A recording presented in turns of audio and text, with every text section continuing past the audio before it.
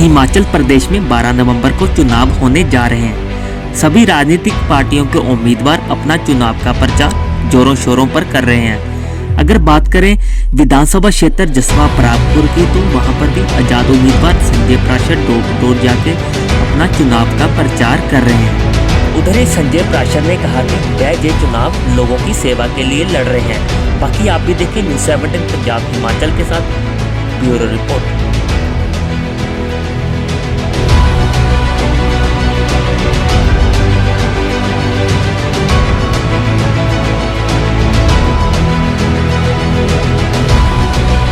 हुआ होता 200 करोड़ कट नहीं होंगे। ठीक लिया, मैं गलत लिया? बात है ईमानदारी की और भ्रष्टाचार की। जो नौकरी ढूंढ रहा है गरीब, उसके हमेशा 2 नंबर कम, और जो चमचे हैं गुरगे हैं उनके हमेशा 2 नंबर ज्यादा। ये तो पहली बार दिखा असा नई राजनीति जितों पेपर भी लीक हो जाता। एम्पलॉई अपनी पेंशन मांग रहा है कि मेरे को ओल्ड पेंशन स्कीम लगा दो। एमएलए 2 दिनों का भी पेंशन लेके जा करता। जेड़े 68 एमएलए ना हारी भी जाएंगे ना, विक्रम ठाकुर हारी गया ता भी पेंशन लगी हो। सरकारी मुलाजिम जेड़ा 25 साल भी काम करता हुई क्या गलाते जी पेंशन नहीं मिल गई। या तो एमएलए की भी पेंशन बंद करो, या तो फिर ओपीएस भी करो। ठीक बोला गलत बोला? बोलो जय बाबे दी। ठीक है जी। खरियां गल्लां न तां खरियां गल्लां दी चर्चा कुतों होनी?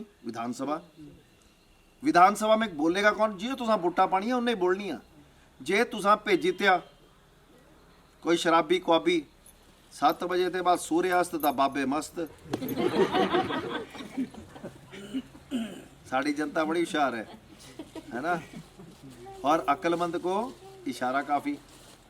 चुनाव की जो डेट भी नज़दीक आ रही है, 12 तारीख को चुनाव होने जा रहा है, कैसा माहौल लग रहा है? अब डोर टू डोर प्रचार हो रहा है। माहौल बड़ा अच्छा है।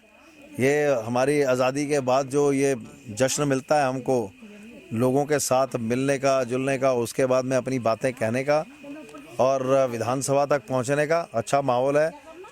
मज़े ले रहे हैं, आराम से इलेक्शन के लिए तैयारी कर रहे हैं। पहुंचे हो जहां पे या विधानसभा क्षेत्र अपने ये चलाली गांव में, रास्ता देखा आपने कैसा है? गाड़ी नीचे लग रही है या नहीं कि तुम्हारी गड्डी थल्ले लगी? ये तुम जड़ा मिस्टर विक्रम ठाकुर ने काम नहीं किया, उन्हें भी थल्ले लगी जाना होना।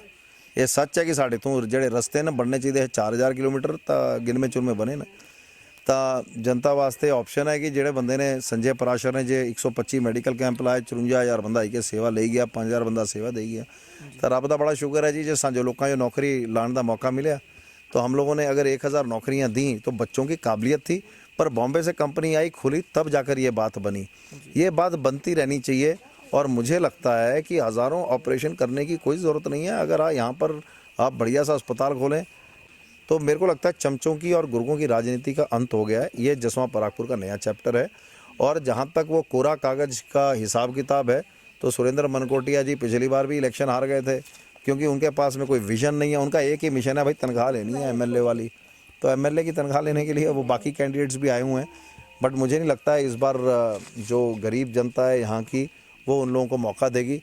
बिकॉज अपनी गरीबी से 75 साल से जूझते जिनको लगता है कि जो गरीबों के लिए मकान बनाएगा, उनके बच्चों के लिए नौकरी लेकर आएगा, स्कूल में अच्छे वातावरण में बच्चे पढ़ें और साथ में टीचर पूरे हों, उसके लिए जो आएगा काम करेगा, रास्ते वगैरह तो 4000 किलोमीटर जो बनाएगा। मुझे लगता है कि किसान भी दुखी है, और अभी जो एमएलए हैं जब ये हार जाते हैं तो भैया इनको तो लग जाती है पेंशन, तो अपनी पेंशन छोड़ के दिखाएं। क्या विधानसभा में चर्चा करते हैं ओल्ड पेंशन स्कीम पर?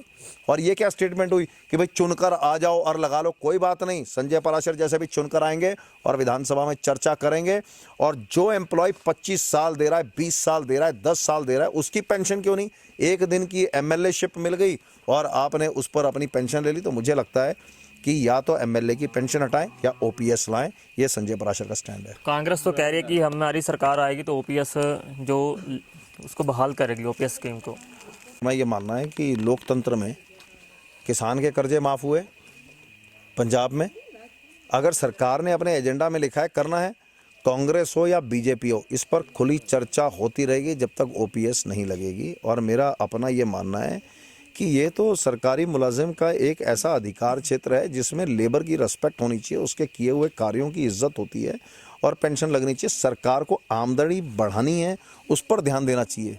मुझे लगता है कि 320 करोड़ रुपए खर्चना या 350 करोड़ रुपए खर्चना सड़कों पे और उसमें सिर्फ 300 किलोमीटर सड़क बने, उस पर ध्यान देना चाहिए। भ्रष्टाचार कम कर दो, ओपीएस के लिए पैसा निकल आएगा। और दूसरी बात करें, कांग्रेस का जे भी इस बार महिलाओं को भी 1500 रुपये जो देंगे, कैसे देखते हो इस चीज़ को? दे, सरकार में तो आए पहले, बोलना आसान है। ऐसे ऐसे तुम लोगों को टिकटें दे रहे हो जिनका अपना वजूद ही नहीं है और हारे हुए बंदे हैं। अरे अच्छे आदमियों को लाते राजनीति में, सरकार बनती, जब सरकार बनेगी तब ये बातें करेंगे। ये तो बातें हैं राजनीतिक दलों की, वो तो होती रहेंगी। अगर बात करें संजय प्राशर जी की, तो संजय प्राशर जी का जो जहाज है लोगों की नैया पार करेगा इस बार? नानक नाम जहाज है चढ़े सो उतरे पार। अगर ईश्वर की कृपा है तो जहाज का सिंबल मिला है। हमने सारी ज़िंदगी जहाज़ों पे नौकरी करी है, हमें पता है तूफानों को कैसे झेलना है। जी। कश्तियाँ बनती ही समुंदर में बसे हुए जड़े हुए तूफानों को झेलने के लिए। जी। तो नैया पार होगी, और जब लहर आती है जो कश्तियाँ किनारे में होती हैं वो भी उठती हैं। तो जसवां परागपुर में संजय पराशर की लहर है और दूसरों के दिमाग में इसी बात का कहर है।